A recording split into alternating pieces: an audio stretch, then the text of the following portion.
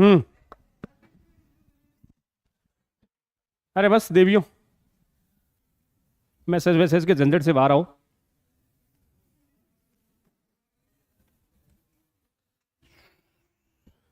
अरे बस, किसमें फंस गई, क्या हो गया है?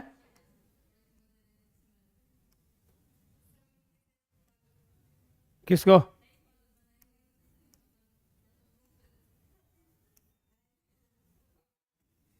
किसको पागल बना रहे हो?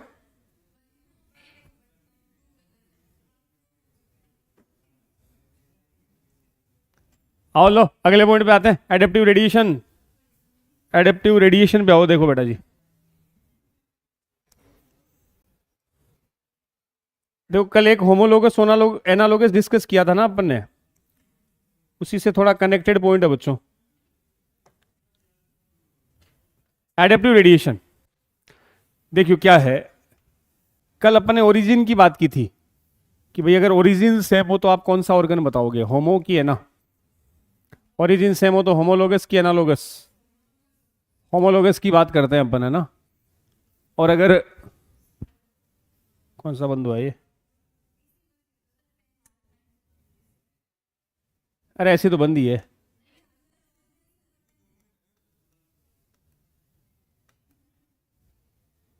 ठीक है, 25 पे कर दी। अरे तू कर दी अभी क्लास के बाद मिली। आ जाओ। तो इसमें अपन बात कर रहे हैं एडेप्टिव रेडिएशन में। ऐसे बताया था बच्चों अपन ने कि रेडिएशन तो पढ़ा ही नहीं था। ये बोला था ना कि अगर कहीं किसी का ओरिजिन एक जगह से होता है, ये डाइवर्जेंट है कि कन्वर्जेंट है? डाइवर्जेंट है ना। उसी को देखो एडेप्टिव रेडिएशन से थोड़ा सा मैं कंपेयर कर रहा हूं। एक एग्जांपल है डार्विन की फिंच। देखना, डार्विन कौन से आइलैंड पे घूम रहा था? गैलापेगोस। तो वहां एक फिंच थी जो सीड ईटर थी बेटा जी, बीज खाती थी। अब बीज खाने के हिसाब से उसकी बीक में चेंजेस आ रखे थे, मतलब बीक ऐसी थी कि वो सीड खाने के लिए अडेप्टेड थी। उस गैलापेगोस आइलैंड के ऐसे कई छोटे छोटे पार्ट थे। ऐसा बोलते हैं 20-22 छोटे छोटे टुकड़ों से मिलकर बना था ये गैलापेगोस आइलैंड। पूरा गैलापेगोस है, उसमें 20-22 छोटे छोटे आइलैंड मान लो, पार्ट मान लो। अब कुछ फिंच उड़ के मान लो यहां से इस आइलैंड पे आ गई, कुछ यहां चली गई, कुछ यहां चली गई, कुछ यहां आ गई।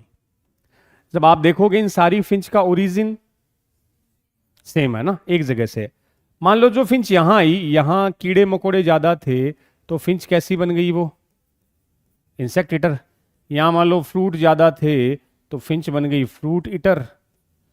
कुछ जगह मान लो वेजिटेरियन हो गई, कुछ जगह वो कैक्टस ईटर बन गई। कैक्टस जानते हो क्या? कांटों वाला पेड़। तो एंसाइट ये बताना चाह रही है कि जिस एनवायरनमेंट में फिंच गई, उस हैबिटेट, उस एडेप्टेशन या उस एटमोस्फियर के अकॉर्डिंग उसकी बीक में क्या आते गए? चेंज आते गए। यहां वो बीक सीड खाने वाली थी, यहां वो कैसी होगी? इंसेक्ट खाने वाली। यहां वो फ्रूट ईटर हो गई, जैसे तोते में होते ना। तो सबकी बीक में चेंजेस आते गए, मतलब जैसा हैबिटेट था वैसी बीक में क्या गए? चेंजेस। तो इसी को बोलते हैं नेचुरल सिलेक्शन भी तो है ये। नेचुरल सिलेक्शन कैसे हुआ? यहां बीक क्या खाने के लिए अडेप्टेड थी? सीड। यहां आई तो उसकी बीक किसको खाने के लिए अडेप्ट हो गई? इंसेक्ट। मान लो जिसकी बीक में चेंज आ गया बच्चों, वो तो इस जगह सरवाइव, अगर नहीं आया तो सरवाइव। तो नेचर उसी को सेलेक्ट करेगी ना जो नए हैबिटेट के अकॉर्डिंग खुद में क्या ले आएगा? Changes, adaptation. तो ये एडेप्टिव रेडिएशन तो है, it's also explain natural selection. Adaptive radiation इसलिए है, एनसीईआरटी लिखती है इन सब का origin starting from a point. आपको क्वेश्चन में एक वर्ड लिखा मिलेगा, starting from a point. Starting from a point आपको लिखा मिलेगा, starting from a point. Origin कहां से स्टार्ट हो रहा है? एक पॉइंट से। स्टार्टिंग फ्रॉम ए पॉइंट, एक पॉइंट से स्टार्ट होकर बेटा जी अलग अलग हैबिटेट में फैला, उसी को अपन ने क्या कहा? Adaptive radiation. तो आपको लिखा मिल जाएगा, इसमें ऑप्शन है। तो मेरी क्लास में आते हो क्या? मैं थर्ड लेता हूं तो थर्ड में आ जाते हो, मैं आज फोर्थ ली तो फोर्थ में आ गए। एडेप्टिव रेडिएशन का अपन ने बात की, तो कहां से स्टार्ट करना? Starting from a point. और फिर वहां से बेटा जी अलग अलग हैबिटेट में वो क्या हो गई, रेडिएट हो गई। अब ध्यान दियो, बिल्कुल डाइवर्जेंट लगेगा आपको, लेकिन आपको क्वेश्चन में ये वर्ड देखना है, स्टार्टिंग फ्रॉम है, यहां से स्टार्ट होकर अलग अलग एरिया में रेडिएट होना एडेप्टिव रेडिएशन कहलाएगा। अब देख लो, इस लाइन को पढ़ लो। और डार्विन की फिंच इसका बेस्ट एग्जांपल है कि ड्यूरिंग हिज जर्नी डार्विन कहां घूम रहा था, Galapagos island. There he observed an amazing diversity of creature, अलग अलग टाइप के उनको क्रिएचर दिखाई दिए।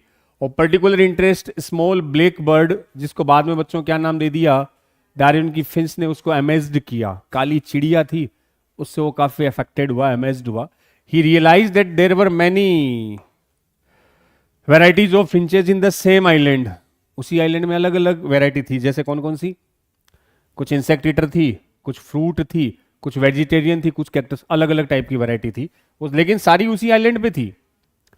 All the variety he conjecture evolve on the island itself, वो सब कहां बनी थी, उसी आइलैंड पे। From the original seed eating feature many other form with altered beak arose enabling them to become insectivorous vegetarian finch. मतलब ये पूछ सकते हैं आपसे, ओरिजिनल फिंच कैसी थी, सीड ईटिंग, और सबके चेंजेस कहां आए थे, बीक में। बीक के लिए क्या लिखा है बच्चों, arrows, altered beak. Regularly beak क्या होती गई, ऊपर उठती गई। ये अगर डायग्राम दे देना आपसे तो ये इंडिकेट कर रहा है किसको, डार्विन की फिंच को। This process of evolution of different species in a given geographical area, ये अंडरलाइन कर लो, स्टार्टिंग फ्रॉम ए पॉइंट, ये लिखा मिलेगा आपको, starting from a point and literally radiate to other area of geography. इसी को क्या बोला हमने, adaptive radiation. Starting from a point, एक पॉइंट से स्टार्ट होकर हर एरिया में वो क्या हो गया, रेडिएटेड, यही है। Darwin Finch represent one of the best example of this phenomenon. Hello, ठीक है, सबसे बेस्ट एग्जांपल इसका कौन है, डार्विन की फिंच। दो और एग्जांपल एनसीईआरटी देती है, और आप साइड में लिख लेना बच्चों, डार्विन की फिंच और क्या क्या एक्सप्लेन करती है वो भी लिख लो। डार्विन की फिंच बेस्ट एग्जांपल तो है किसका, एडेप्टिव रेडिएशन का। इसके अलावा also explain natural selection and geographical isolation. Geographical isolation को भी एक्सप्लेन करती है, इन सबको एक्सप्लेन करती है डार्विन की फिंच। जियोग्राफिकल आइसोलेशन, अलग अलग आइलैंड पे गई ना, और सब ओशियन से, पानी से सेपरेट थी, जियोग्राफिकली सारी क्या थी, आइसोलेट। तो डार्विन की Finch, adaptive radiation, natural selection और जियोग्राफिकल आइसोलेशन, इन सब का एग्जाम्पल अपना डार्विन की फिंच। ये देख लो, दो और एग्जाम्पल की बात करूंगा मैं, दो और एग्जाम्पल आ रहे हैं, वो और सुन लियो। ऑस्ट्रेलिया के मार्सुपियल, और एक दे रखा है प्लेसेंटल मैमल्स, वो थोड़ा सा समझना। तो डार्विन की फिंच क्या एक्सप्लेन करती है बच्चों, नेचुरल, जियोग्राफिकल, और मैं चौथा लिखूं ऑल ऑफ दीज। अगर मुझे एक आंसर देना हो तो बेस्ट एग्जांपल वो किसका है, एडेप्टिव रेडिएशन का। चलो अगला मैं एक्सप्लेन करता हूं। देखो, गैलापागोस तो था ऑस्ट्रेलिया, अमेरिका में। अब ऑस्ट्रेलिया की तरफ आते हैं अपन। आप देखना इस डायग्राम को, यहां से कुछ मेंबर ओरिजिनेट हुए, इसको मैंने बोला ए, ये मेंबर ए डेस है बेटा जी, ये डबल डेस, ए स्टार। इस डायग्राम को देखना आप, किसकी फीलिंग आ रही है, डाइवर्जेंट। मैं बोल दूं स्टार्टिंग फ्रॉम ए पॉइंट, क्या एडेप्टिव रेडिएशन है, starting from a point and radiate different geographical area. दूसरा डायग्राम देखो, आपसे ये भी देके पूछ लिया, इसका मेंबर है बी, ये आ गया B dash, B double dash और बी स्टार। भूल जाओ इस डायग्राम को। ये क्या एक्सप्लेन करता है, स्टार्टिंग फ्रॉम ए पॉइंट है तो, और एडेप्टिव रेडिएशन है, ये भी क्या इंडिकेट कर रहा है। अगर मैं आपसे पूछ लूं बच्चों, ए और बी डेस, ये कौन सा इवोल्यूशन है, कन्वर्जेंट की डाइवर्जेंट, कन्वर्जेंट की डाइवर्जेंट। क्यों, क्योंकि दोनों का ओरिजिन अलग अलग है, तो ये इंडिकेट करता है कौन से इवोल्यूशन को, कन्वर्जेंट इवोल्यूशन। क्या कर रहा है डायग्राम समझो थोड़ा सा।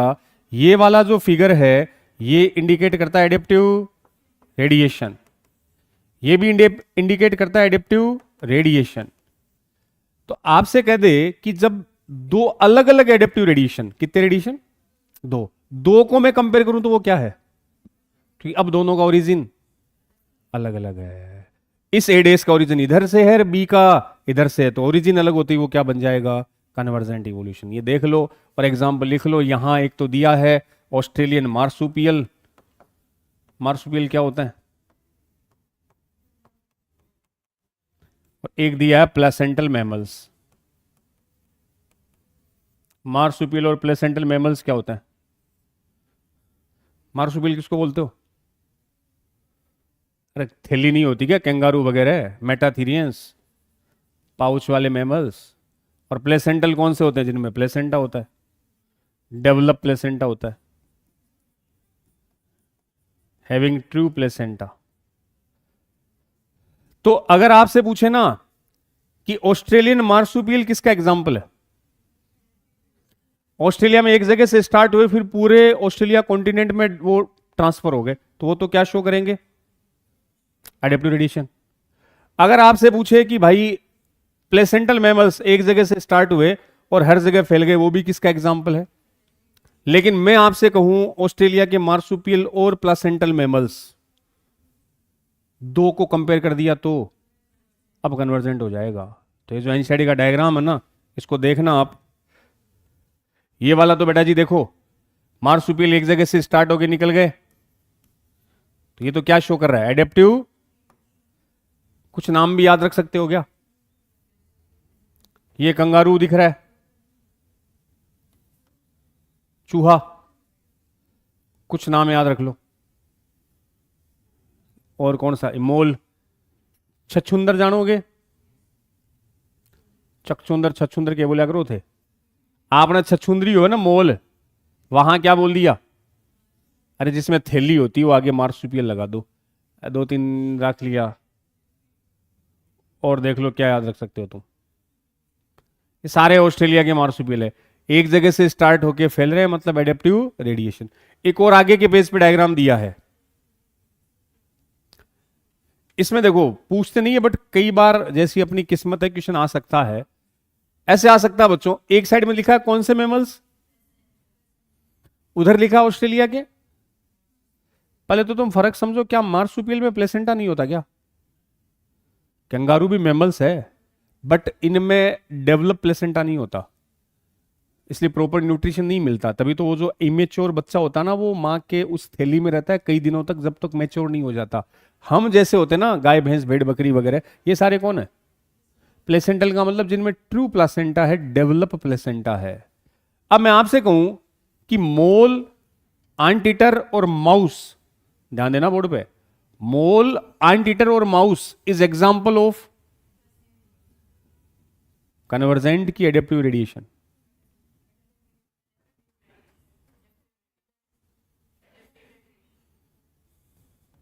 केवल क्या पूछा है तुमसे, एडेप्टिव रेडिएशन। केवल मार्सुपियल पूछे तो, जब दो को कंपेयर करूं तब कन्वर्जेंट। तो फिर से देख लो ये वाला डायग्राम, आपसे पूछा मोल, आंट ईटर और माउस, ये क्या शो करेंगे, एडेप्टिव रेडिएशन। आपसे पूछ ले बेटा जी, अब ज्यादा फर्क नहीं है, वो ऑस्ट्रेलिया में थैली वाले आ गए तो आगे क्या लगा दिया इसके, मार्सुपियल मोल, मार्सुपियल माउस, ये एक अलग से नाम है नम्बेट। तो मार्सुपियल मोल, नम्बेट और मार्सुपियल माउस क्या शो करेंगे, एडेप्टिव रेडिएशन। आपसे पूछ लिया मोल और मार्सुपियल मोल कन्वर्जेंट, पूछ लिया माउस और मार्सुपियल माउस, बात समझ गया। केवल प्लासेंटल मैमल, एडेप्टिव रेडिएशन, केवल मार्सुपियल, एडेप्टिव रेडिएशन, मार्सुपियल और प्लेसेंटल को कंपेयर करते ही कन्वर्जेंट। बिल्कुल इस डायग्राम के नीचे नीचे जो फिगर नाम लिखा ना वो देख लो क्या लिखा है, पिक्चर शोइंग कन्वर्जेंट इवोल्यूशन। देखो एक डायग्राम इसमें ये भी, अपने भेड़िया बोलते हैं वहां उसको तस्मानियन वुल्फ बोल देते हैं, कोई दो चार नाम जो आपको अच्छे लगे उन पे टिक लगा लो भाई, क्वेश्चन बन सकता है। मार्सुपियल मोल और मार्सुपियल माउस वाला तो याद हो जाएगा, वो दो तो याद रखो। अपने वुल्फ है वहां उसको तस्मानियन वुल्फ बोलते हैं मार्सुपियल्स में। उड़ने वाली गिलहरी वहां फ्लाइंग फैलेंजर कहलाती है। ये फ्लाइंग से नाम याद हो जाएगा, फ्लाइंग स्क्विरल और फ्लाइंग फैलेंजर। कोई भी तीन जो आपको लगे उस पर टिक लगा लियो। आ सकते हैं एडेप्टिव रेडिएशन या कन्वर्जेंट। लिख देगा flying squirrel and flying phalanger, क्या शो करेगा? Convergent. Wolf and bobcat, adaptive radiation. Tasmanian wolf and flying phalanger, ठीक है ना, सेम है तो एक जगह वो स्टार्ट हुआ है, और दो रेडिएशन को कंपेयर करूं तो वो क्या बन जाएगा? कन्वर्जेंट। देख लो एक बार, इंपॉर्टेंट पॉइंट है एडेप्टिव रेडिएशन भी।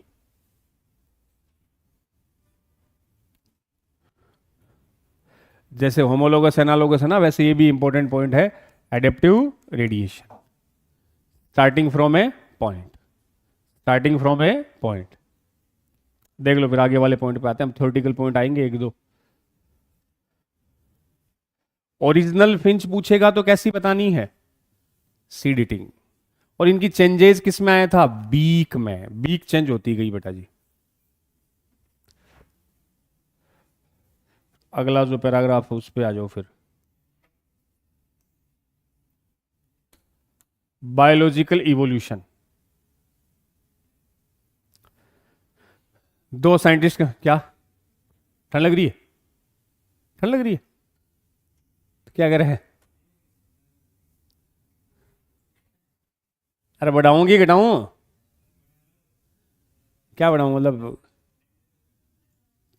घटाओ मतलब टेम्परेचर घटाने से ठंड बढ़ेगी, ठंड बढ़ाऊं?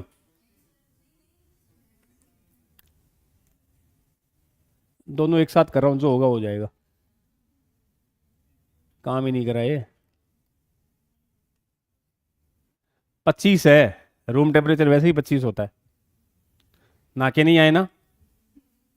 हैं? कौन ही ना क्या? ये तो तिलक लगा क्या है, रील तो प्रूफ दे रहा है इस बात का। हैं?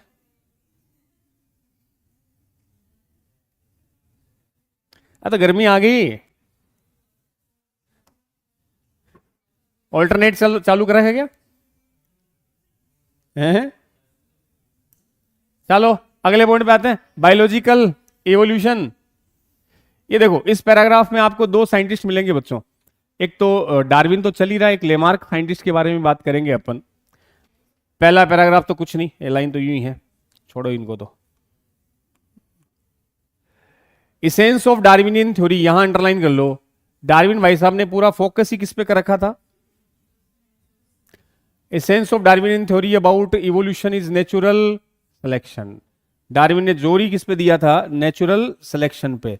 उसने बोला सब कुछ जो भी होता वो सब किस पे डिपेंड है? नेचुरल सिलेक्शन पे। एक लाइन और सुनना, the rate of appearance of new form of is linked to the life cycle और लाइफ स्पान। ये देखो क्या कहता है बच्चों, जो नई लाइफ फॉर्म्स होती है ना, इवोल्यूशन जो होता है वो लाइफ स्पान पे डिपेंड करता है। मतलब आप ऐसे समझो, किसका, जैसे बैक्टीरिया की लाइफ स्पान क्या है? कम है ना, कुछ मिनटों की होती है। और अपनी लाइफ स्पान, अपनी लाइफ स्पान अरे 100 साल है मान लो। बैक्टीरिया इकोलाई आप पढ़ते हो 18 मिनट में ही रेप्लिकेट हो रहा है, 20 मिनट में रेप्लिकेट हो रहा है। तो बैक्टीरिया की लाइफ स्पान, तो उसमें इवोल्यूशन की रेट फटाफट नया वेरिएंट वैरायटी बन जाएगी, स्ट्रेन बन जाएगा। हमारे में लाइफ स्पान ज्यादा है तो बेटा जी इवोल्यूशन करोड़ों साल में होगा। मतलब मैं ऐसे कहूं, जिसकी लाइफ स्पान कम, इवोल्यूशन की रेट। अरे कोरोना वायरस सुना ना आपने, पिछले 3-4 साल में पता नहीं उसके कितने वेरिएंट आ गए, क्योंकि उसकी लाइफ स्पान। तो इवोल्यूशन उसमें क्या हो रहा है? फास्ट। तो सिंपली बात है कि ये कह रहा है कि जिसकी शॉर्ट लाइफ स्पान होती है, अगर किसी की लाइफ स्पान बेटा जी शॉर्ट है तो उसमें इवोल्यूशन क्या होगा? Faster evolution rate. एक साइड में लिख लेना ये कंसेप्ट। अगर लाइफ स्पान कम है तो इवोल्यूशन फास्ट होगा, जल्दी होगा। इसने यही कहा है कि the rate of appearance of new form is linked to the life cycle और लाइफ स्पान। नई फॉर्म, नया इवोल्यूशन की रेट लाइफ स्पान से लिंक्ड होती है। माइक्रोब्स बोले तो bacteria that divide fast have the ability to multiply and become millions of individual within hours. कुछ घंटे में ही वो हजारों लाखों की नंबर में बन जाते हैं। अब एक एक्सपेरिमेंट करके बताया जिसका वैसे कोई मीनिंग है नहीं, पर दे रखा तो मैं थोड़ा सा तुम्हें समझा दूं। एक्सपेरिमेंट ऐसे है बच्चों कि कोई बैक्टीरिया की कॉलोनी है, ये कल्चर मीडियम है, इस कल्चर मीडियम में खूब सारे बैक्टीरिया ग्रो कर रहे हैं, खूब सारे बैक्टीरिया ग्रो कर रहे हैं, और इस बैक्टीरिया की कॉलोनी को नाम दे दिया गया मान लो ए। एक बैक्टीरिया की कॉलोनी है ए। कल्चर मीडियम का मतलब जिसमें बैक्टीरिया को ग्रोथ करने के खाने पीने की सारी चीजें हमने दे रखी है, तो बैक्टीरिया खा पी रहा है और नंबर को बढ़ा रहा है। अब क्या किया, इस कल्चर मीडियम में कुछ चेंजेस कर दिए, चेंजेस इन कल्चर मीडियम। मान लो पहले कल्चर मीडियम में न्यूट्रिशन सारे थे जो बैक्टीरिया को चाहिए, अब कुछ न्यूट्रिशन वहां से हटा दिए। कल्चर मीडियम की क्वालिटी को चेंज कर दिया गया। जैसी चेंज किया बेटा जी, तो देखा कि ज्यादातर बैक्टीरिया की ग्रोथ तो बंद हो गई थी, क्योंकि जो बैक्टीरिया को चाहिए ना खाना वाना वो सब यहां था। तो बैक्टीरिया न्यूट्रिशन ले रहे थे, डेवलप हो रहे थे, ग्रोथ कर रहे थे। अब हमने यहां कल्चर मीडियम को क्या कर दिया, चेंज, मतलब नई, जैसे ही नया मीडियम लाए, कुछ न्यूट्रिएंट हटा दिए, तो मैक्सिमम बैक्टीरिया की ग्रोथ रुक गई, बट कुछ बैक्टीरिया अभी भी ग्रोथ कर रहे थे, कुछ बैक्टीरिया ग्रोथ कर रहे थे, और इन कुछ बैक्टीरिया की कॉलोनी को नाम दे दिया बी। इन बैक्टीरिया की कॉलोनी को क्या कह दिया, बी। तो आपसे पूछे कि भाई ज्यादा बेटर कौन से थे, ए कि बी? बी थे ना, जो नए चेंज एनवायरनमेंट में भी खुद को सरवाइव कर पाए। तो नेचर किसको सेलेक्ट करेगी? तो इन बी वाले बैक्टीरिया को नेचर ने क्या कर दिया, सेलेक्ट, और वही सेलेक्ट होकर आफ्टर सम टाइम क्या बना देंगे, नई स्पीसीज। जो बचेगा वही तो बनाएगा। अरे पहले जो कल्चर मीडियम था उसमें सारे न्यूट्रिएंट थे, उन न्यूट्रिएंट को बैक्टीरिया यूटिलाइज कर रहे थे, ग्रोथ कर रहे थे। हमने उन बैक्टीरिया के कल्चर मीडियम को चेंज कर दिया, कुछ न्यूट्रिशन हटा दिए, हटाते ही मैक्सिमम बैक्टीरिया की ग्रोथ बंद होगी। कुछ थे जो अब भी ग्रोथ कर रहे थे, वो ग्रोथ कर रहे थे, उनको कॉलोनी क्या बोल दिया, बी, और कह दिया बी ए से क्या है, बेटर है। उन्हीं को नेचर ने सेलेक्ट किया और वही आगे चलकर नई स्पीसीज बना देंगे। कुछ नहीं है, पढ़ लो बस, और क्या है। A colony of bacteria growing on a given medium has built in variation in term. पढ़ लो तुम, 3-4 लाइनें खुद पढ़ो। बस यहां ये लाइन जरूर है कि here we say that fitness of B is better than A in new condition, कि जो बी की फिटनेस है वो ए से बेटर है। और नेचर किसको सिलेक्ट करती है, फिटनेस को तो करती है। कुछ क्वेश्चन नहीं है यहां से, nature select for fitness. Chapter में फालतू का ज्ञान ज्यादा है। नेचर फिटनेस को सिलेक्ट करती है। 2 टाइप के बैक्टीरिया थे, आपने कल्चर मीडियम को चेंज किया, कल्चर मीडियम बदलते ही मैक्सिमम की ग्रोथ रुक गई, कुछ ग्रोथ कर रहे थे, ग्रोथ कर रहे थे वो बी थे।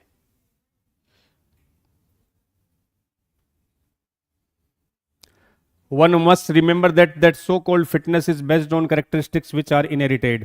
अच्छे कैरेक्टर होंगे वो अगली जनरेशन में ट्रांसफर होंगे, इनहेरिटेड होंगे, उसी को नेचर सेलेक्ट करेगी, वही इवोल्व होंगे।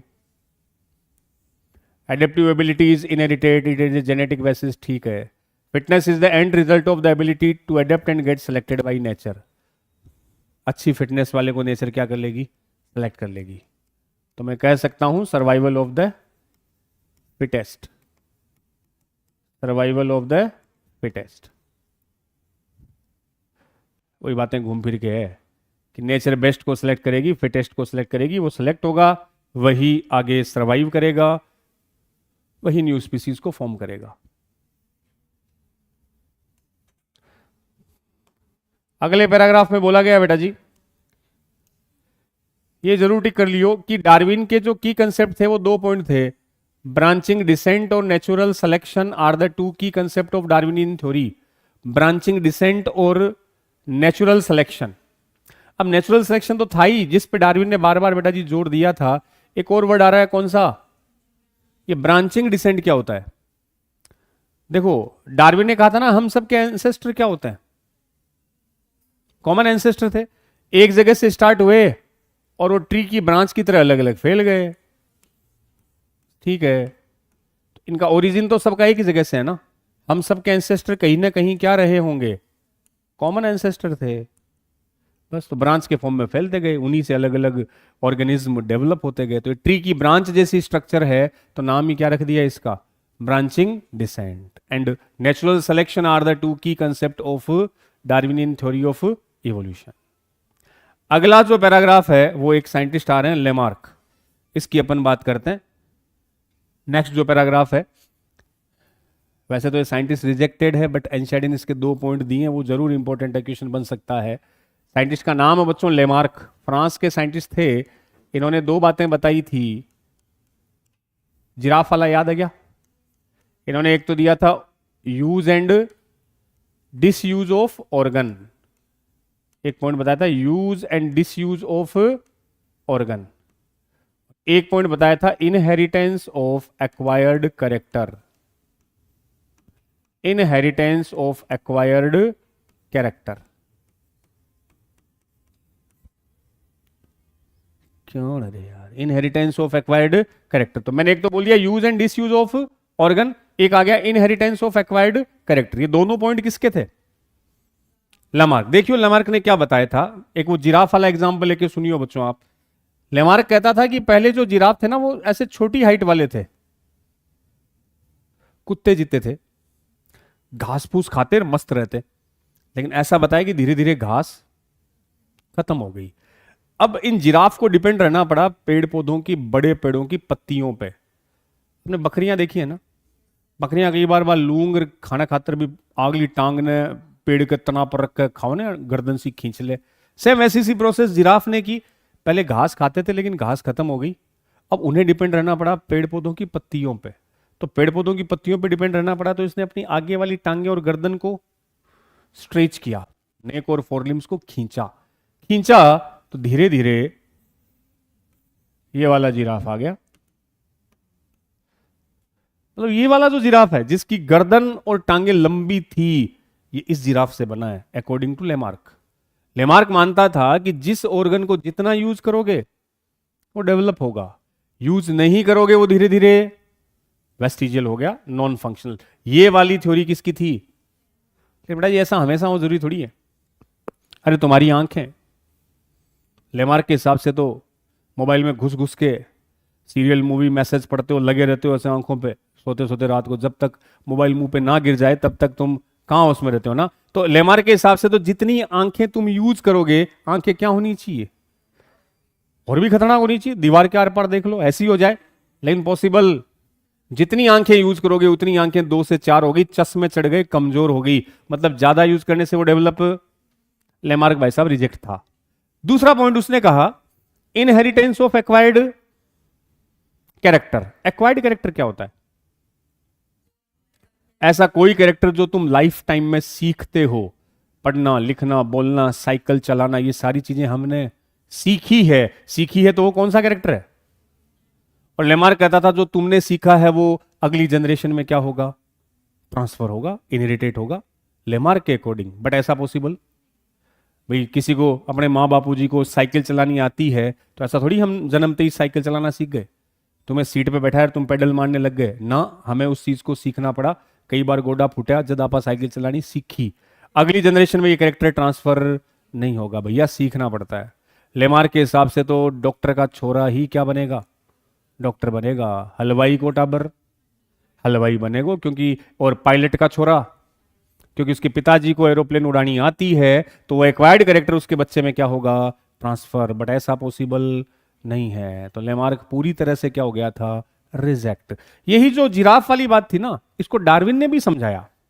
डार्विन ने कहा कि पहले दोनों टाइप के जिराफ थे, छोटे और बड़े दोनों।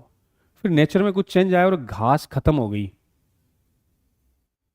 क्यों खत्म हुई? नहीं पूछेंगे सर ना, मैं चेक कर रहा था तुम्हें, क्यों खत्म हुई कोई नहीं पूछेगा। बोल दिया खत्म होगी तो हो गई। घास खत्म होगी तो छोटे वाले नेचर ने इनको रिजेक्ट और लंबे जिराफ को नेचर ने सेलेक्ट। तो पहले दोनों थे, लेकिन नए एडेप्टेशन के अकॉर्डिंग जो सेलेक्ट नेचर ने जिसको सेलेक्ट किया वो बच गए। और लेमार्क ने कहा इनकी गर्दन और टांग खींचने की वजह से ये वाले जिराफ आए, बट वो वाला पॉसिबल नहीं था। अब देखो, एक साइंटिस्ट एंजाइटी से अलावा बता रहा हूं बच्चों, लेकिन पूछा है उसके बारे में, सुनना, और नाम भी लिखेंगे हम। एक साइंटिस्ट थे विजमैन। इन्होंने क्या किया, ये लेमार्क के पीछे हाथ धो के पड़ा। मैं बोला यार एक्वायर्ड कैरेक्टर कैसे ट्रांसफर हो सकता है। इसने एक चूसा पकड़ा और चूसा पकड़ के इसकी पूंछ काट दी। चूसा पकड़ा और उसकी क्या काट दी, पूंछ कटना कैसा कैरेक्टर है, एक्वायर्ड है। तो लेमार्क के हिसाब से तो ई चूसा को जिको टाबर हो सी बेटा जी, बी की पूंछ कटी होनी चाहिए। According to Lamarck acquired character inherited होता है नेक्स्ट जनरेशन में, लेकिन ऐसा नहीं हुआ। उसने ऐसा 21 जनरेशन तक किया। इस चूहे का बच्चा हुआ, पूंछ काटी, बिको टाबर हुआ, फिर पूंछ काटी, ऐसा 21 जनरेशन तक पूंछ काटता गया। 22वीं जनरेशन में भी क्या देखा, पूंछ हटना तो दूर, उसकी लेंथ में भी कोई कमी, जितनी है उतनी रही। मतलब इनहेरिटेंस, एक्वायर्ड कैरेक्टर अगली जनरेशन में ट्रांसफर, और लेमार्क पूरी तरह से क्या हो गया, रिजेक्ट हो गया। अरे लेमार्क ने तो और अजीब बातें बताई। लेमार्क कहता था पहले सांप में पैर होते थे, बताया था ना मैंने, और वो बर्रों में घुसता, बिल में घुसता, निकलता, चप्पल खोलता, पहनता, स्लीपर, दिक्कत आती, और उसने अपने टांग ही हटा दिए। ये बातें किसने की थी, लेमार्क ने। तो लेमार्क पूरी तरह से, तो गुरुजी हम पढ़ क्यों रहे हैं, पढ़ इसलिए रहे हो बेटा जी, ये पहला साइंटिस्ट था जिसने लोगों को ये बताया कि नई स्पीसीज कैसे बनती है। लोगों का ध्यान अट्रैक्ट किया कि सिंपल से कॉम्प्लेक्स स्पीसीज बनती कैसे। ठीक है, रिजेक्ट था, बट बाकी साइंटिस्ट को एक डायरेक्शन दी कि हाँ नई स्पीसीज बनती कैसे है। तब डार्विन आके बताया कि वो नेचुरल सिलेक्शन से बनती है। ह्यूगो डिवरीज ने आके बताया वो म्यूटेशन से बनती है। तो सबसे पहले स्टार्ट करने वाला कौन था, लेमार्क। हाँ रिजेक्ट था, बट आइडिया देने वाले कौन थे, लेमार्क थे। एक डायरेक्शन देने वाला कौन था, लेमार्क था, इसलिए उनको पढ़ा जाता है। तो लाइन देखना, डार्विन से पहले, इवन बिफोर डार्विन से पहले आया था ये, फ्रांस का था, एक नेचुरलिस्ट था। नेचुरलिस्ट वो होते हैं जो किस पर वर्क करते हैं, नेचर पे। उसने बोला कि use and disuse of organ, underline कर लियो। जिस ऑर्गन को यूज करोगे उतना ही डेवलप होगा, यूज नहीं करोगे उतना ही। तो अपने ब्रेन को कहां रखोगे तुम,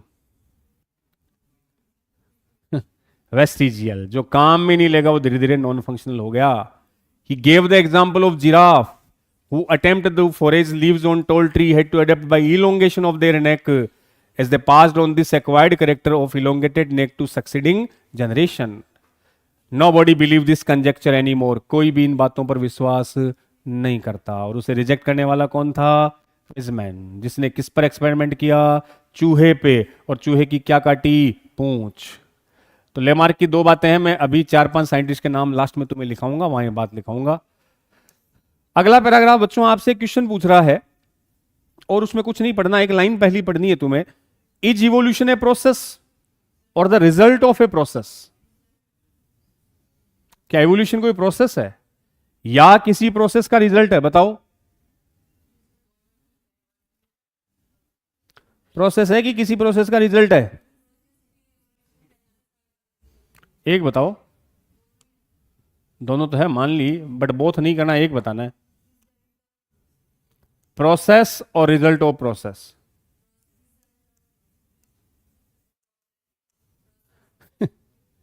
कुछ तो है, क्या है,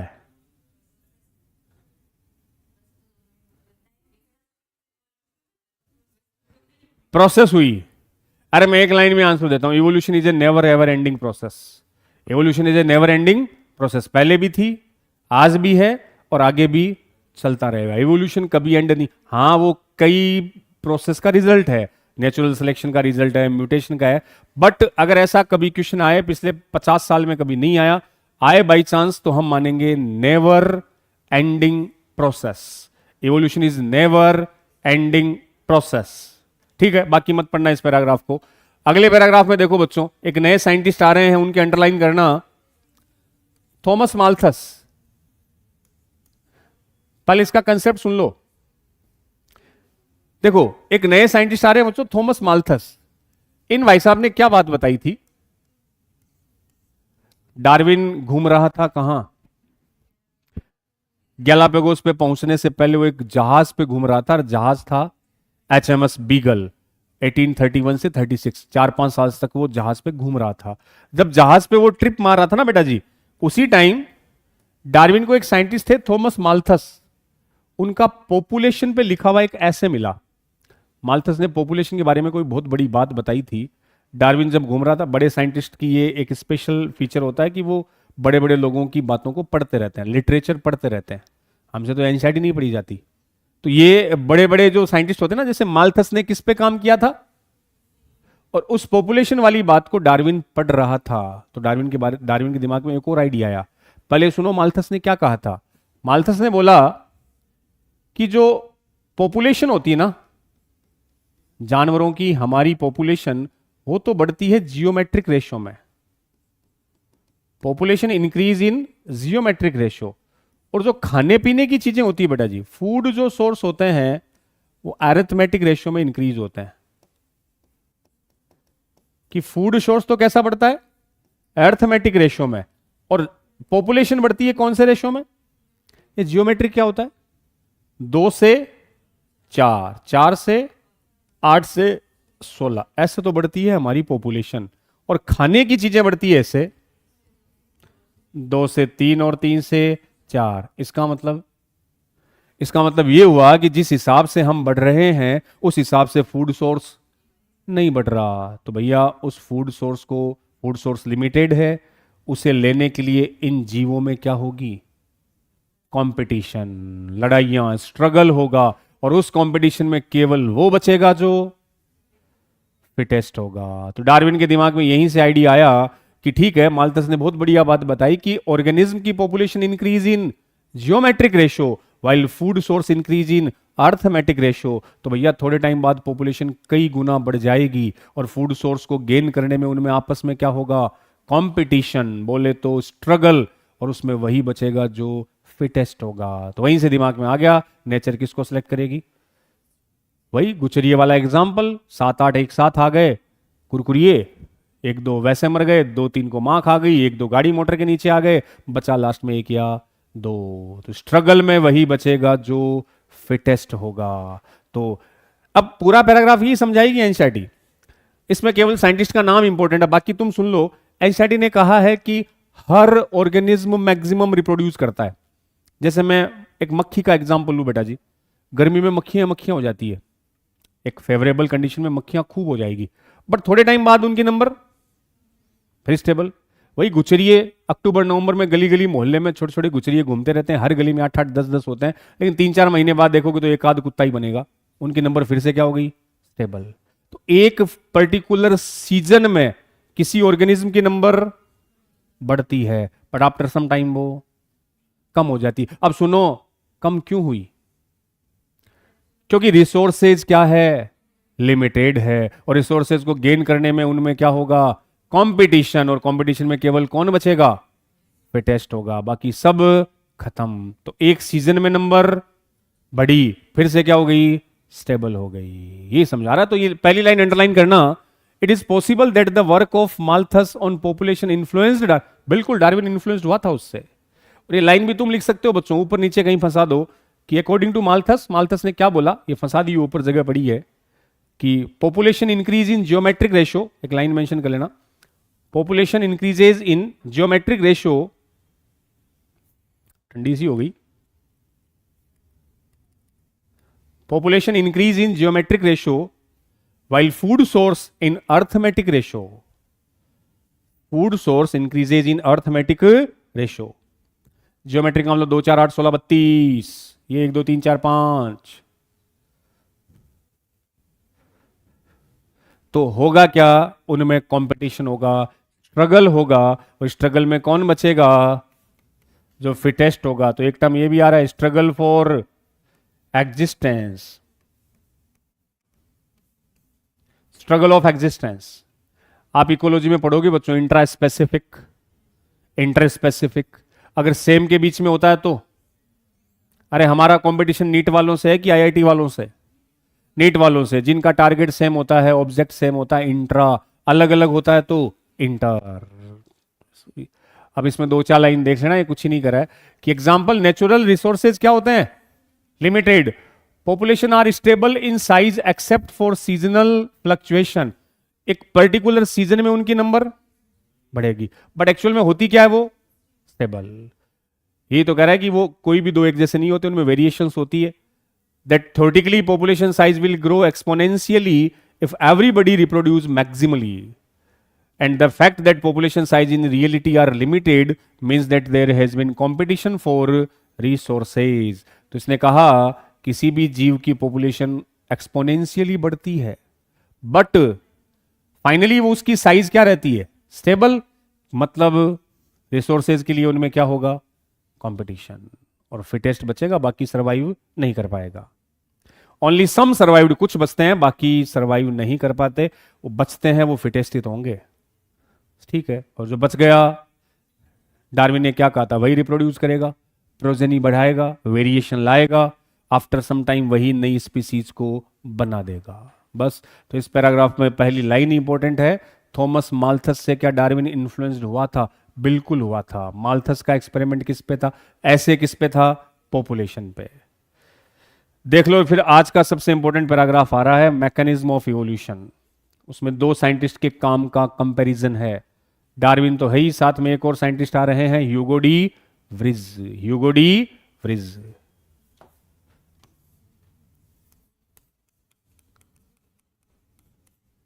ह्यूगो डी व्रिज, ये तो पढ़ा था ना तुमने, ह्यूगो डी व्रिज तो जेनेटिक्स में आया था बच्चों।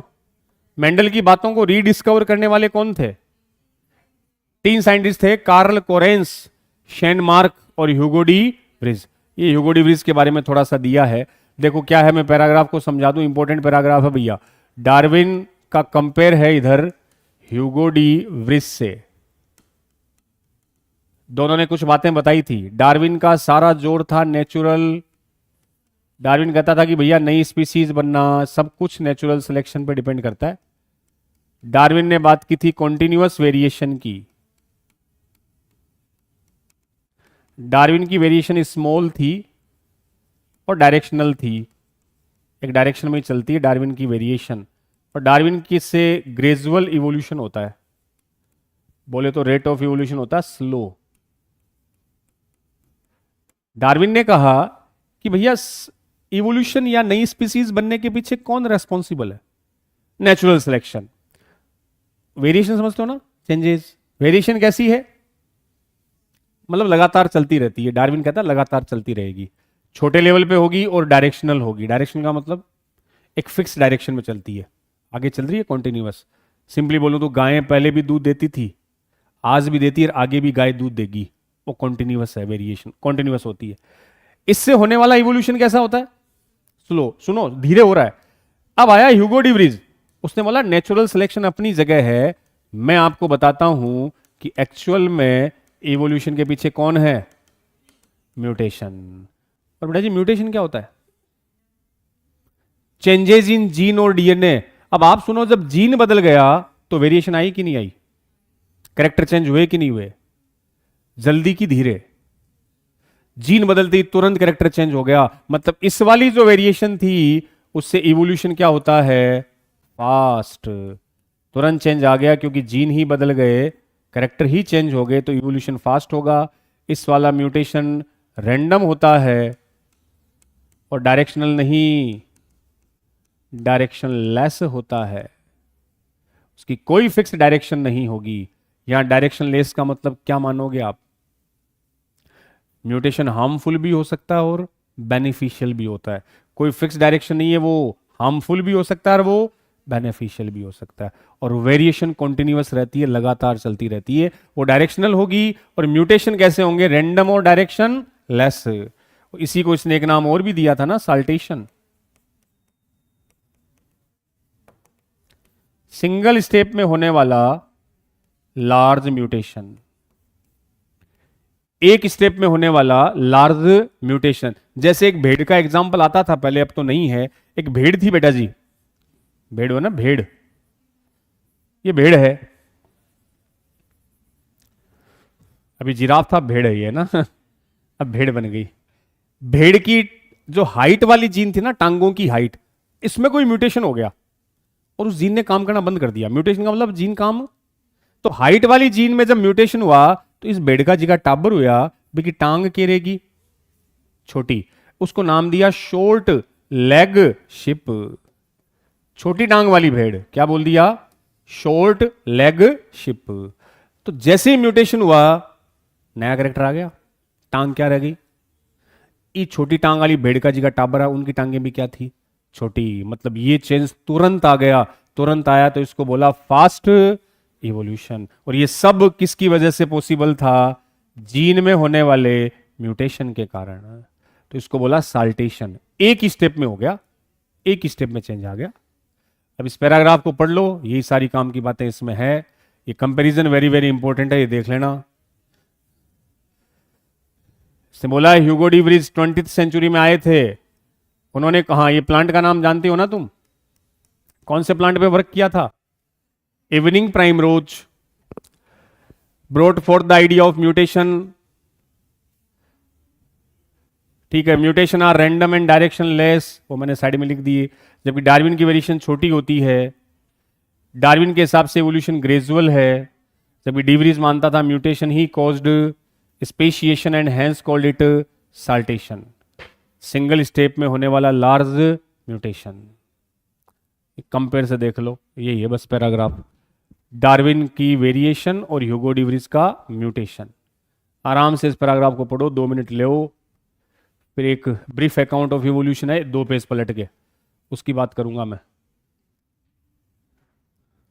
हार्डी वेनबर्ग अगले लेक्चर में बताऊंगा, एक लेक्चर और लेऊंगा बस, थ्योरी थ्योरी ये पढ़ लो। मैं पक गया इसको पढ़ा पढ़ा के, क्या चैप्टर है यार।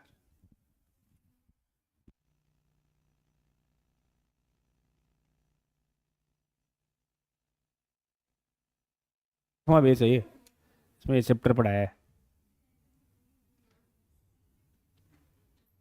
बोर हो गया एक बार में, क्या चैप्टर है।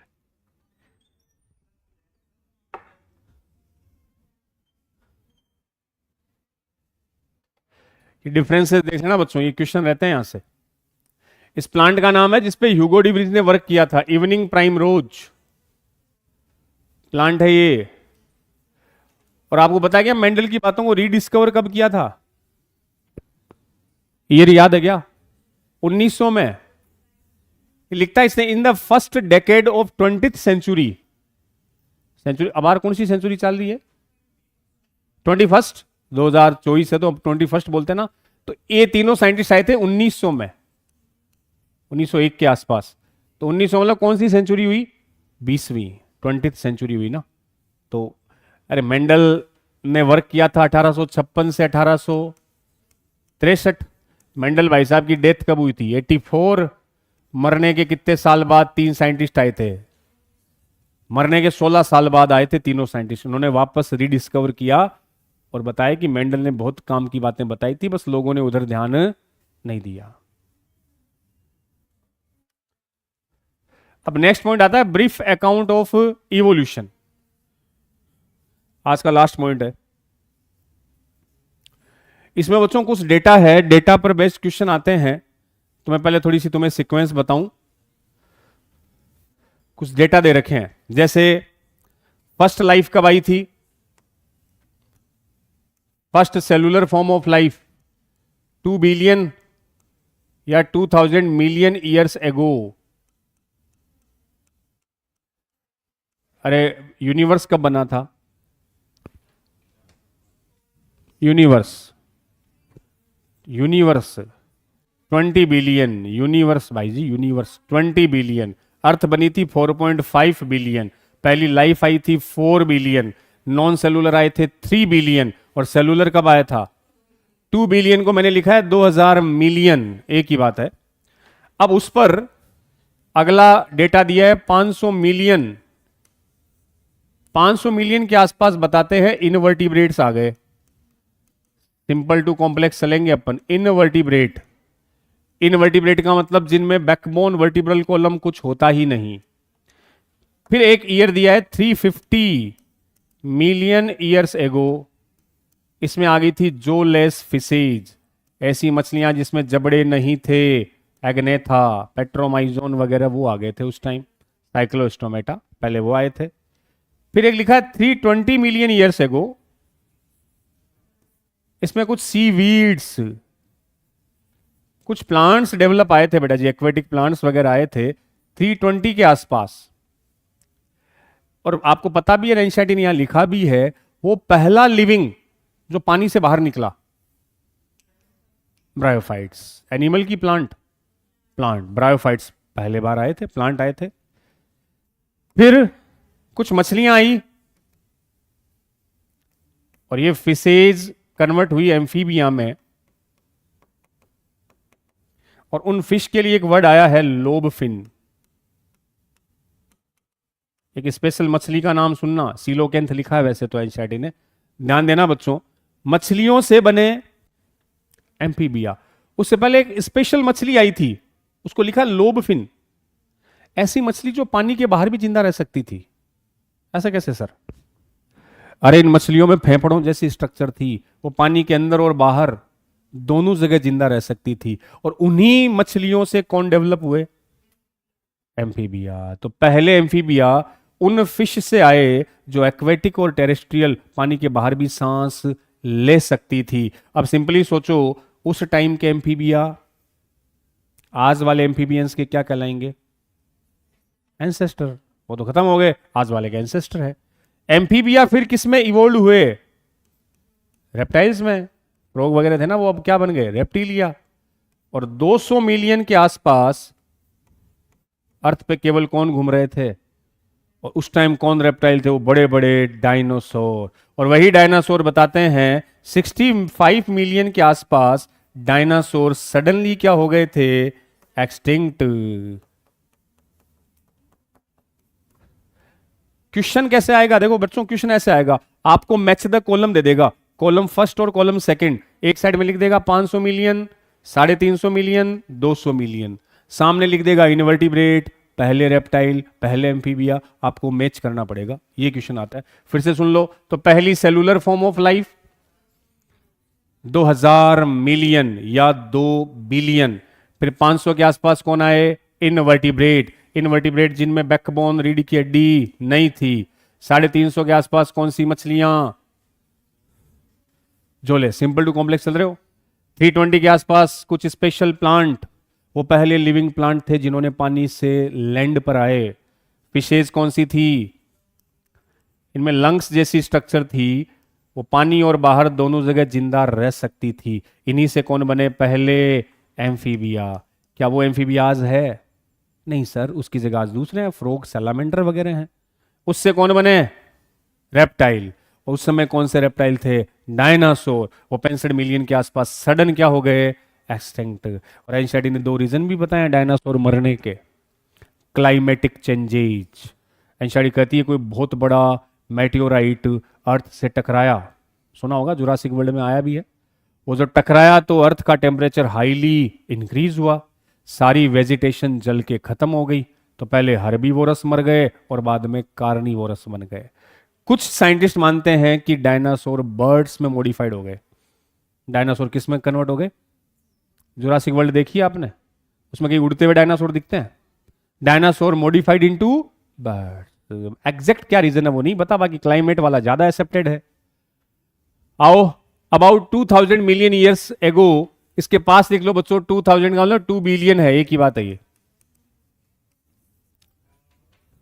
The first cellular form of life appeared on earth. पहली सेल आई 2000 मिलियन या 2 बिलियन।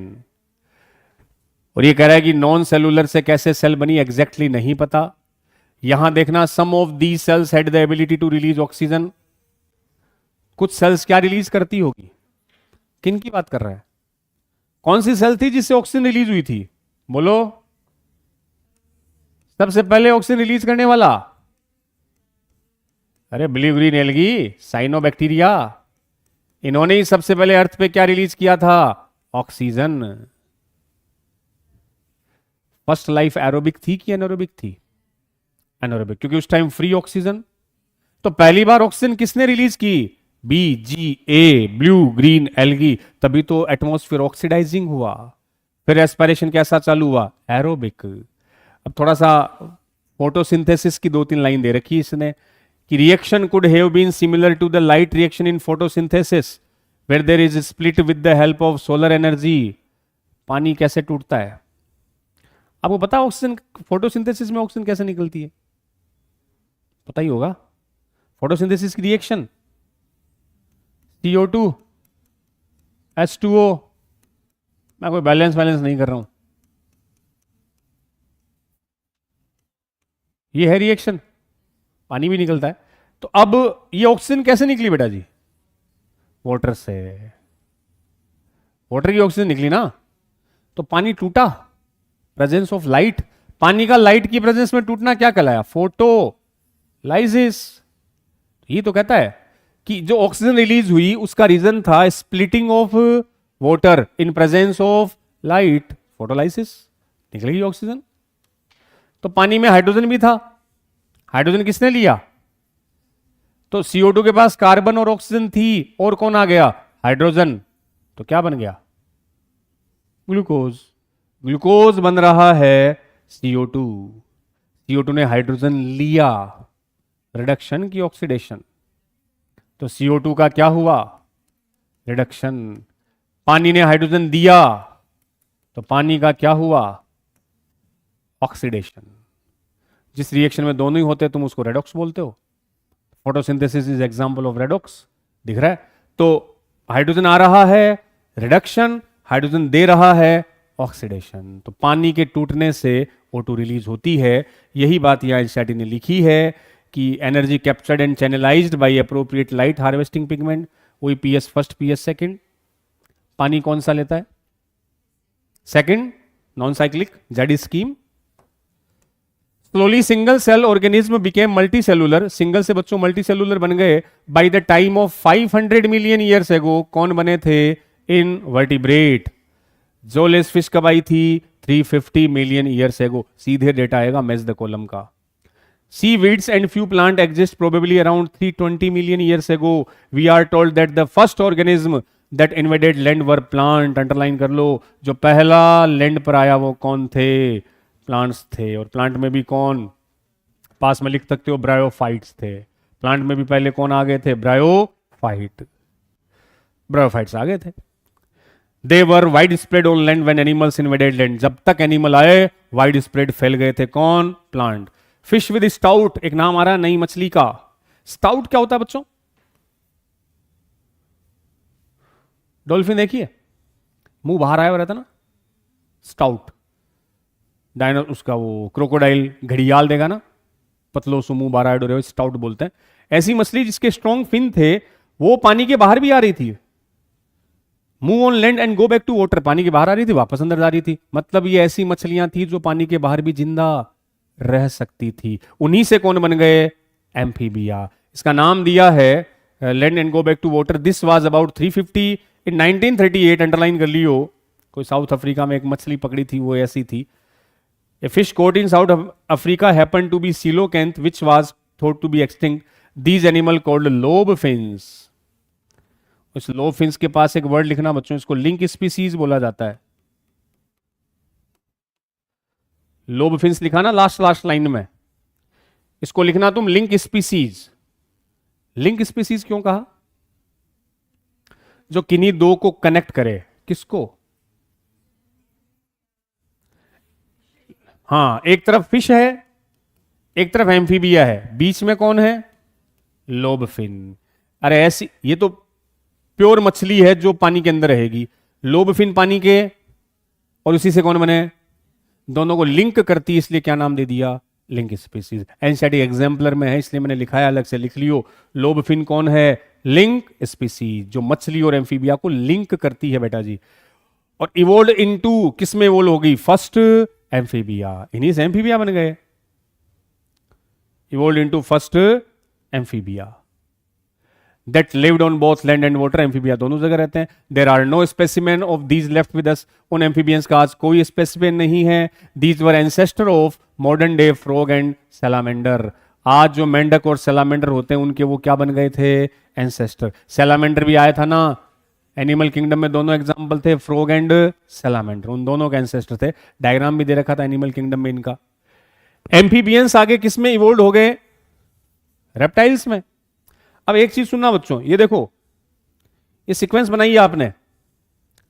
एम्फीबियंस किस में बने? अभी तक मैंने कहा कि एम्फीबिया पानी के अंदर और बाहर दोनों जगह रह सकते हैं। बट एम्फीबिया कंप्लीटली टेरेस्ट्रियल नहीं है। मेंढक याद रखो दिमाग में, क्या मेंढक पूरी तरह से पानी के बाहर रह सकता है? क्यों? फर्टिलाइजेशन के लिए उसे कहां जाना पड़ेगा? तो फर्टिलाइजेशन एक्सटर्नल होता ना पानी में, क्या मजबूरी है? उसको फर्टिलाइजेशन के लिए पानी में जाना ही पड़ेगा। वो पूरी तरह से टेरेस्ट्रियल नहीं है। रीजन देखना बेटा जी, मेंढक में क्या होते हैं या एम्फीबिया में जो अंडे होते हैं ना, एम्फीबिया के अंडे होते हैं नॉन क्लिडोइक। सुनो एक बात, नॉन क्लिडोइक का मतलब विदाउट शेल। अंडों के ऊपर शेल या कवरिंग, मुर्गी का अंडा देखा है, कैल्शियम कार्बोनेट का क्या होता है? शेल। एम्फीबिया के अंडों पर वैसी कोई कवरिंग नहीं है, शेल नहीं है। शेल नहीं है, इसका मतलब जब इन अंडों पे सनलाइट गिरेगी, धूप पड़ेगी, तो ये अंडा सनलाइट में सूख जाएगा, खराब हो जाएगा। इसलिए मजबूरी में अंडा कहां देना पड़ेगा उसको? पानी में, ताकि सनलाइट का कोई साइड इफेक्ट ना हो। इसके बाद कौन आए? रेप्टाइल। रेप्टाइल ने स्पेशल अंडे दिए जो थिक शेल एग थे, और इनका नाम होता है क्लिडोइक एग। इन एग में किसकी कवरिंग थी? कैल्शियम कार्बोनेट की। तो आउटर पे क्या थी? शेल। कितनी धूप पड़ो इन पर कोई साइड इफेक्ट नहीं होगा। तो पहले कंप्लीटली पूछे तो रेप्टाइल, और वैसे पूछे तो एम्फीबिया। ठीक है ना? तो अब लिखा है एनसीईआरटी ने, ये क्लिडोइक नॉन क्लिडोइक तो नहीं लिखा है, मैंने तुम्हें बता दिया। अगर शेल हो तो वो एग कैसा है? क्लिडोइक। बच्चों ह्यूमन का एग कैसा होना चाहिए इन दोनों में से? इधर क्लिडोइक और नॉन क्लिडोइक। क्यों? फीमेल की बॉडी के अंदर है, इसलिए वहां कोई प्रोटेक्शन तो खुद मां दे रही है, जरूरत कहां है? तो ह्यूमन एग कैसा है?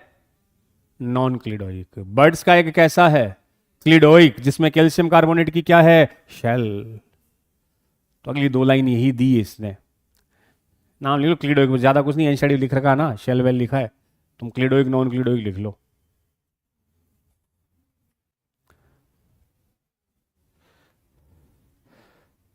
आगे लिखा है इसने कि evolve into reptiles they lake, reptile lake थे थिक शेल्ड एग। इस थिक शेल्ड एग के पास नाम लिखना, इन एग को कहा था cleidoic egg, which do not dry in sun unlike those of amphibian. Amphibia के तो सूख जाते थे, ये नहीं सूखते थे। Again we only see their modern day descendant the turtle, tortoise and crocodile. आज हमारे पास कछुए वगैरह हैं, उस टाइम के रेप्टाइल आज थोड़ी है, डायनासोर आज थोड़ी है, वो तो खत्म हो गए। In the next 200 million years or so, reptiles of different shape and size dominant on Earth। 200 million पहले केवल अर्थ पे कौन थे? रेप्टाइल थे, और उसमें भी सबसे बड़े भीमकाय कौन थे? डायनासोर। कुछ पानी वाले रेप्टाइल्स भी थे, उनका भी एक नाम आएगा। Giant fern pteridophyte were present but they all fail to form coal deposit slowly. बड़े बड़े टेरिडोफाइट थे, फर्न थे, वो सब जमीन में दफन हो गए, और उन्हीं से क्या बन गया? कोयला। ये कोयला किन से बना था? जाइंट फर्न से, टेरिडोफाइट से दब गए जमीन में, कोयले में कन्वर्ट हो गए। Some of these land reptile went back into water. कुछ रेप्टाइल फिर से पानी में चले गए और वो मछली जैसे रेप्टाइल बने। अंडरलाइन करना, इसका नाम था इक्थियोसोरस। ऐसे रेप्टाइल जो लैंड से वापस पानी में आ गए, इक्थियोसोरस। और जो लैंड पे बचे थे वो तो डायनासोर ही थे। Land reptiles were of course the dinosaur. और उसमें भी सबसे बड़ा कौन सा था? टायरेनोसोरस रेक्स। अरे जुरासिक वर्ल्ड वाली मूवी देखी है ना लास्ट, उस पूरी मूवी में टी रेक्स बोलते हैं जिसको, टी रेक्स, वही है ये टायरेनोसोरस रेक्स। भीम काय डायनासोर, अंडरलाइन कर लो, एक लाइन को क्वेश्चन आ जाए। 20 फीट हाइट में था, बड़े बड़े दांत थे। 65 मिलियन ईयर के आसपास डायनासोर सडनली क्या हो गए थे बेटा जी? डिसअपियर। एनसीईआरटी कहती है we do not know the true reason, हमें ट्रू रीजन नहीं पता, बट दो बातें बताती है। पहला, क्लाइमेटिक चेंजेस ने उनको मारा, और कुछ कहते हैं वो किस में मॉडिफाइड हो गए थे? बर्ड्स में। जो सही बात हो इन दोनों के बीच में कहीं है, एक्चुअल में क्लाइमेटिक चेंजेस वाली बात ज्यादा सही है। Small size reptile of that era still exist today. एक लाइन लिखी है लास्ट में, उस टाइम के छोटी साइज के रेप्टाइल आज भी प्रेजेंट है। ऐसा कौन था जो डायनासोर के टाइम भी था और आज भी है? ऐसा कोई रेप्टाइल पता है क्या जो उस टाइम भी था और आज भी है?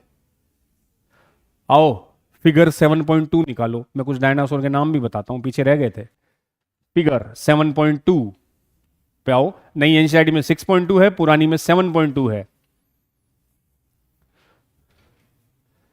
7.2 डायनासोर के अलग अलग डायग्राम दिखे, कभी नहीं पूछा, बट फिर भी एनसीईआरटी में है तो सुनो क्या है उसमें। फिगर 7.2 में देखो आप, सबसे पहले देखियो, इधर दे रखा है एक स्पेशल डायनासोर जिसके ऊपर ऐसे हॉर्न है बच्चों, दिख रहे हैं? आपने स्टेग हॉर्न का नाम सुना है? स्टेग हॉर्न, 12 सिंगा। स्टेग का मतलब कांटे, है ना? तो इस डायनासोर में देखो खूब सारे हॉर्न है, तो पहचान लेना वो स्टेगोसोरस है। डायनासोर कौन सा है? स्टेगोसोरस। अरे डायग्राम देके पूछ ले पहचानो इस डायनासोर को, तो कैसे पहचानोगे? उस पर खूब सारे क्या होंगे? हॉर्न, स्टेग हॉर्न के जैसे। तो डायनासोर कौन सा है? स्टेगोसोरस। उसके जब ऊपर चलोगे तो देखना सिर पर ऐसे 3 ट्राइडेंट, त्रिशूल जैसे लगे हुए हैं, वो ट्राइसेरेटॉप्स है। दिखा? सिर पे 3 लगे हुए हैं कांटे, हॉर्न, सिर पे 3, 3 से याद रखो, ट्राइसेरेटॉप्स, ट्राइडेंट, ट्राइसेरेटॉप्स। तो स्टेगो को पहचान लोगे। पूरी बॉडी के ऊपर ऐसे हॉर्न लगे हुए हैं स्टेग हॉर्न के जैसे, वो डायनासोर कौन सा है? स्टेगोसोरस। सिर पे 3 हॉर्न लगे हुए हैं तो उसको क्या मानना? ट्राइसेरेटॉप्स। दूसरी साइड में आओ, एक ब्रेंकियोसोरस बना है, बड़ा सा डायनासोर पूंछ वाला, ब्रेंकियोसोरस।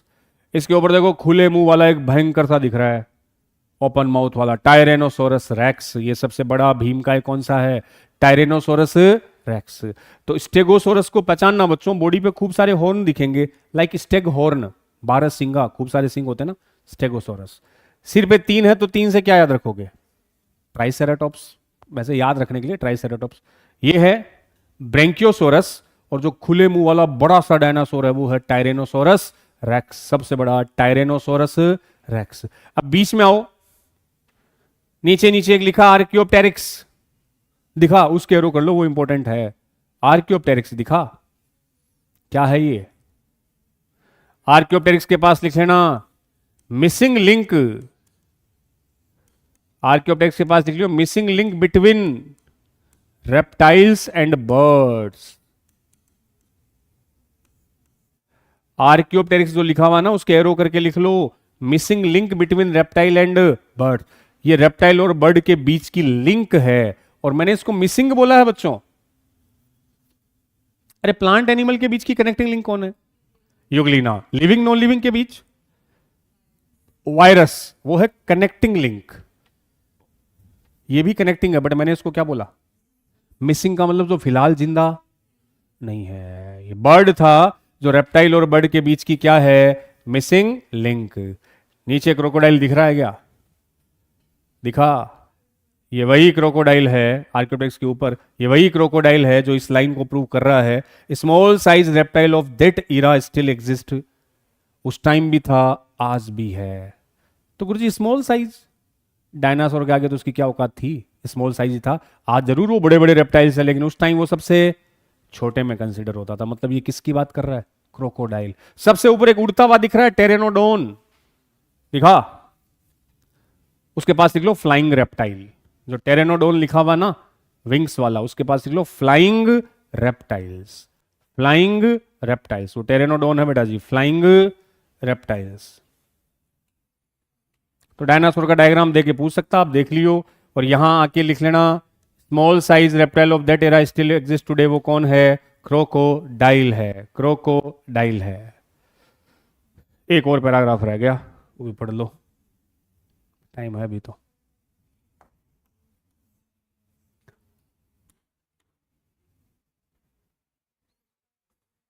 पैंसठ मिलियन के आसपास डायनासोर खत्म हो गए थे। जब तक डायनासोर थे हम नहीं आए थे। मैमल्स चालू होते हैं, दिमाग वाले होते हैं, इंटेलिजेंट होते हैं, ऐसा मानना तुम। और जब वो इंटेलिजेंट थे तो जब तक डायनासोर थे वो नहीं आए। वेट कर रहे थे कब ये डायनासोर जाए और कब हम आए। तो जैसे ही डायनासोर गए, उनकी जगह कौन आ गए? मैमल्स। सबसे छोटा मैमल्स कौन था? श्रू। अंडरलाइन कर लो, the first mammals were like shrew. ये छोटे थे, इसलिए इनके फॉसिल्स भी कैसे थे? Small sized. पहला मैमल श्रू था। मैमल्स वर वीवीपेरस। वीवीपेरस समझ गए बच्चों? And protected their unborn young inside the mother's body. हम मां के पेट में रहते हैं, रेप्टाइल्स थोड़ी रहते थे, रेप्टाइल्स तो अंडे देते थे, तो उनके बचने के चांस, अरे अंडा बाहर है तो कोई भी खत्म कर देगा, हम तो मां के पेट के अंदर, तो प्रोटेक्शन के चांस ज्यादा, अपन ज्यादा सर्वाइविंग कैपेसिटी थी। मैमल्स वर मोर इंटेलिजेंट, मानते हो क्या? मोर इंटेलिजेंट थे इन sensing and avoiding danger, at least हमें खतरों को हम जल्दी भांपते थे, हमारे पास दिमाग था, हम बचने के भी कैपेसिटी रखते थे कि कैसे बच के जाएं, बिना लड़े भी हम दिमाग लगा के बच लेते थे। ये सारी वो बातें हैं कि जैसी रेप्टाइल केम डाउन हुए, mammals took over this earth, reptile की जाति हम आ गए, अब हम ही हम थे। There were in South America mammals resembling horse, hippopotamus, bear, rabbit. ये साउथ अमेरिका में कुछ मैमल्स बने थे, हॉर्स, हिपोपोटेमस वगैरह। हिपोपोटेमस समझोगे थे, वो हिपोकैम्पस है, ये दरियाई घोड़ा, गेंडा नहीं, गेंडे जैसा, हिपोपोटेमस पानी में रहता है, मैमल्स है, अरे खतरनाक होता है। मगरमच्छ केवल इसी से डरता है पानी में, मगरमच्छ गोचे करे ना तो उसके दांत ऐसे होते हैं, मगरमच्छ को बीच में से पकड़ेगा, 2 टुकड़े तोड़ देगा, जा मोच कर। तो हिप्पोपोटेमस पानी में रहता है। बियर, रेबिट, ये सारे मैमल्स थे। Due to continental drift, underline करियो, एक लाइन आ रही है बच्चों, ये कंसेप्ट देखो क्या है, थोड़ा सा जियोग्राफी में घुस रहा हूं मैं, सुनना। आज बच्चों एशिया ऑस्ट्रेलिया एक है कि अलग अलग है? अलग अलग है ना, पहले दोनों एक ही थे, एशिया ऑस्ट्रेलिया का पूरा पार्ट एक ही था, सेम था पहले। दूसरा ये था America, south America, north America. देखो बोर्ड पे, पहले ऐसे था, अमेरिका दोनों सेपरेट थे, एशिया ऑस्ट्रेलिया एक ही था। फिर उस टाइम क्या हुआ कि कुछ मैमल्स, ये बियर, रेबिट, हिपोपोटेमस, हॉर्स, ये सारे कहां बने थे? साउथ अमेरिका में। ध्यान दियो एनसीईआरटी क्या कहती है। एशिया में बन गए थे वो मेटाथीरियंस, पाउच वाले मैमल्स, बोले तो मार्सुपियल, थैली वाले, कंगारू वगैरह। कहां बने थे? गुरु जी क्या बात करते हो, कंगारू तो ऑस्ट्रेलिया में है। कहां आए थे वो? एशिया में, एशिया में बन गए थे, और पहले एशिया ऑस्ट्रेलिया, तो घूमते फिरते इधर आ गए। वो थैली वाले पूरे ऑस्ट्रेलिया एशिया में थे, इधर साउथ अमेरिका में कुछ मैमल्स बन गए थे, वो नॉर्थ से फिलहाल अलग था। अब बोलते हैं कि भयंकर वाली सुनामी आई, सुनामी, जलजल आया, और उस सुनामी से कॉन्टिनेंट खिसक गए, that's called continental drift theory. खिसक कर आज वाली कंडीशन आ गई, नॉर्थ अमेरिका तो किसके पास आ गया? नॉर्थ और साउथ तो बिल्कुल पास पास आ लिए। तो जो मैमल साउथ अमेरिका में थे वो घूम फिर के कहां गए? और एशिया ऑस्ट्रेलिया दोनों आज की तरह बेटा जी क्या हो गए थे? सेपरेट। एशिया ऑस्ट्रेलिया आपस में क्या हो गए थे? सेपरेट हो गए थे। अब देखो, मार्सुपियल वहां भी था और यहां भी थे, दोनों जगह थे, दोनों सेपरेट हो गए थे। अब बताते हैं, एशिया में कुछ कार्निवोरस डेवलप हुए, खतरनाक वाले कार्निवोरस, और उन कार्निवोरस ने इन मार्सुपियल को खा पी के खत्म कर दिया। बट वो कार्निवोरस ऑस्ट्रेलिया तक शिफ्ट नहीं हो पाए, क्योंकि दोनों कॉन्टिनेंट क्या हो गए थे? सेपरेट। तो आज भी मार्सुपियल कैंगारू कहां मिलते हैं? ऑस्ट्रेलिया में। That's called continental drift theory. Continent आपस में क्या हो गए? सेपरेट हो गए। तो ये लाइन यही कहती है, देखना, कि due to same continental drift, pouched mammal कौन है? Marsupial. Australian survived because of lack of competition from any other mammals. उन्हें किसी मैमल से कोई कंपटीशन नहीं था। तो थैली वाले मार्सुपियल कैंगारू आज भी कहां मिलते हैं? ऑस्ट्रेलिया में। अगली लाइन, ये भी पीवाईक्यू का क्वेश्चन है, अंडरलाइन कर लियो। Lest we forget some mammals live wholly in water. कौन कौन से नाम आए थे रे? व्हेल, डॉल्फिन तो आए हुए हैं, 2 एक्स्ट्रा नाम भी लिख लो, लिख लो क्या दे रखे हैं, अंडरलाइन कर लो बस। व्हेल, डॉल्फिन, सील, सी काऊ, समुद्री गाय, ये सारे मैमल्स है जो पूरी तरह से कहां रहती है? पानी में। Evolution of horse, elephant, dog are a special story of evolution. You will learn about these in higher class. Higher class में पढ़ोगे, नहीं पढ़ेंगे वैसे तो, पास में सॉरी लिख दो तुम, सॉरी नहीं पढ़ेंगे, क्योंकि ये पढ़ना होता है बीएससी एमएससी में, हम बीएससी एमएससी नहीं करने वाले, हम तो एमबीबीएस करेंगे, वहां ऐसी कोई चीज नहीं आएगी, है ना। इनमें भी तो सबसे सक्सेसफुल स्टोरी किसकी है? Evolution of man with language skill and self consciousness, underline कर लो। हमें भले बुरे का ज्ञान है, तुम्हारे पास यूज नहीं करते, वो अलग चीज है।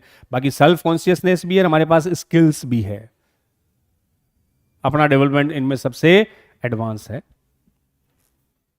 अब दो ये पीछे वाले ये जो डायग्राम रह गए, एक तो ये,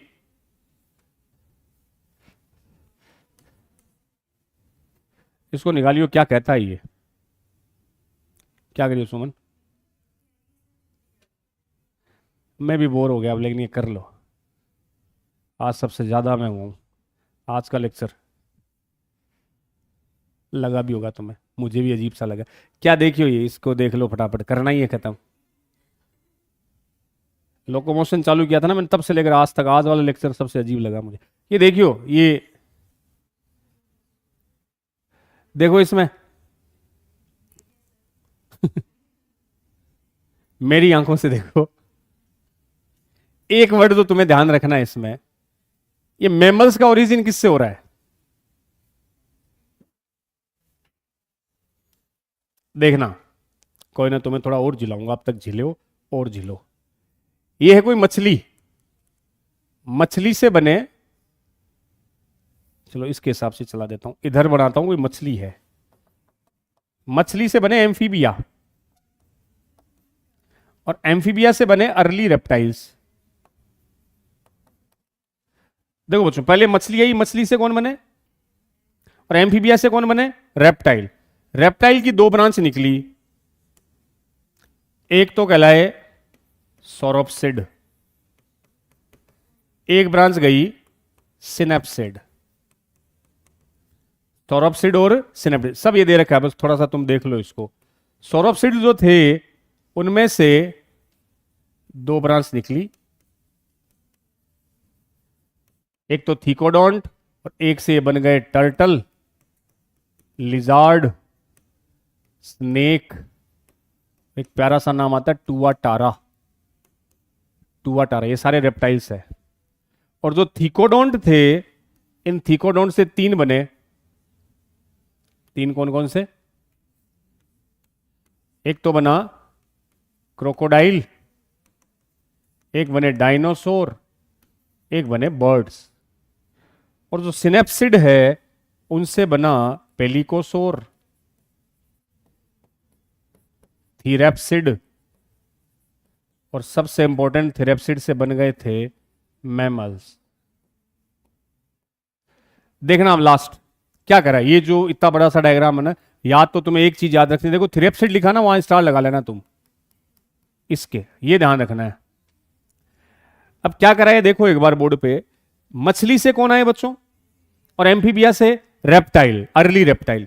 रेप्टाइल से दो ब्रांच निकली, एक तो थी साइनेप्सिड, एक थे सौरोप्सिड। सौरोप्सिड से एक तो बन गए कछुए, टर्टल, छिपकली, सांप, टुआटारा, ये सारे रेप्टाइल है। एक सौरोप्सिड से बने थीकोडोंट, थीकोडोंट से तीन ब्रांच निकल गई, मगरमच्छ, डायनासोर, बर्ड्स। अब आओ एक बार इस डायग्राम पे आओ, यहां से चालू कराऊं मैं, ये है अर्ली, सारे एक्सटिंक्ट है, पुराने वाले सब मर गए, एक्सटिंक्ट हो गए। अर्ली रेप्टाइल की दो ब्रांच देखना, सौरोप्सिड और सैनेप्सिड। सौरोप्सिड से ये गया टर्टल, कछुआ, इसी से ये निकला लिजार्ड, छिपकली, इसी से निकल गया स्नेक, और इसी से निकल के बन गया टुआटारा। ये न्यूजीलैंड में मिलता है टुआटारा, एक लिविंग फॉसिल्स है, ये सब रेप्टाइल्स है। इन सब का ओरिजिन सौरोप्सिड। इसी सौरोप्सिड से देखो बच्चों, एक ब्रांच ये गई, यहां गई, ये कौन है? थीकोडोंट, ये है थीकोडोंट। थीकोडोंट से तीन, एक तो क्रोकोडाइल, एक डायनासोर, एक बन गए बर्ड्स। तो थीकोडोंट से क्रोकोडाइल, डायनासोर और कौन बने हैं? बर्ड्स बने। बच गया क्या? साइनेप्सिड बच गया, ये रहा साइनेप्सिड। इससे कौन बना? पेलिकोसोर। पेलिकोसोर से सबसे इंपॉर्टेंट थीरेप्सिड, और इससे कौन बने? मैमल्स। तो एक बार पूछा था हमारा ओरिजिन कौन से रेप्टाइल से हुआ है? थीरेप्सिड। इनके अलावा बाकी सारे एक्सटिंक्ट है, बाकी सारे एक्सटिंक्ट है। ये आज प्रेजेंट है सारे। और ये जो टुआटारा लिखा ना, इसके पास लिख लेना बच्चों, लिविंग फॉसिल। टुवाटारा क्या है? Living fossil. लिविंग फॉसिल क्या होते हैं?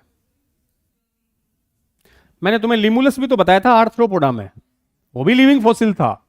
फॉसिल तो जो नहीं है, मर गए।